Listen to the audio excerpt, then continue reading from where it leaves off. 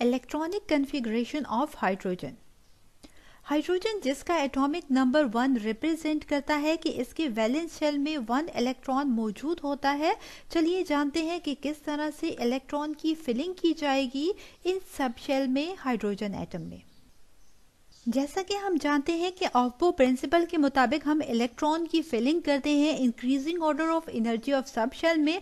सो चलिए यहाँ पर हाइड्रोजन एटम में इलेक्ट्रॉन की फिलिंग करते हैं सब शेल में। जैसा कि हम जानते हैं कि एस सब शेल में maximum 2 electrons, P sub shell में maximum 6 electrons, D sub shell में 10 इलेक्ट्रॉन्स, जबकि एफ सब शेल में मैक्सिमम 14 इलेक्ट्रॉन्स अकोमोडेट कर सकते हैं। और हाइड्रोजन एटम में मौजूद 1 इलेक्ट्रॉन को हमने फिल करना है।